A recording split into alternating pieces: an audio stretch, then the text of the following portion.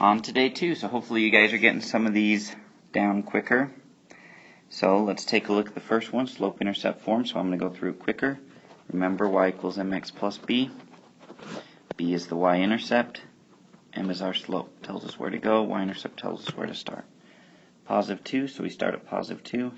And then we go negative 6, so it's like negative 6 over 1. So we go down 6. 1, 2, 3, 4, 5, 6 to the right 1. And then we could keep going with that. Or we could go up 6 and to the left 1, which would put us right there. Draw our line. There we go. Number 2, remember, we don't have the plus 0, but that's alright. We still think of it as plus 0. So I start right here. Then my slope is 1/5, so up 1 to the right 5, or down 1 to the left 5. Draw it like that. Okay, number 3 and 4, standard form. So I can solve it for y, so subtract 6x. We get 5y equals negative 6x minus 30. Won't make that same mistake. Divide by 5. We get y equals negative 6/5 x minus 6. So go down to negative 6. That's our y-intercept. Then we could go down 6 to the right 5, but we're going to run out of space, so we can also go up 6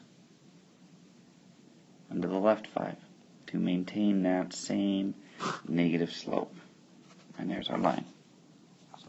Remember, the other way is to say to find the x-intercept, get rid of the y term because it would cancel out, and then solve for x. You get x equals negative 5, which is our x-intercept. Then you could cancel out our x term and keep the y term, because that x would be 0, and then divide by 5, and you'd get negative 6, which is our y-intercept. So remember, that's the other way to do these. So like number 4, we could do it that way. We could say this would cancel out. We get 3x equals 12. Divide by 3. X equals 4. So to positive 4 on the x-axis, I draw my point. And I can say, well, now let's get rid of our x term. So we get negative 4y equals 12. Divide by negative 4. And we get y equals negative 3. There's our y-intercept.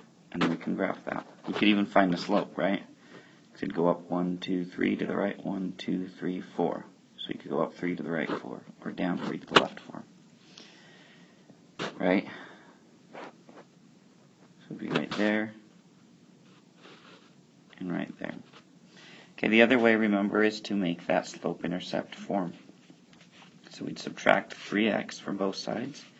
Negative 4y equals negative 3x plus 12. Divide by negative 4.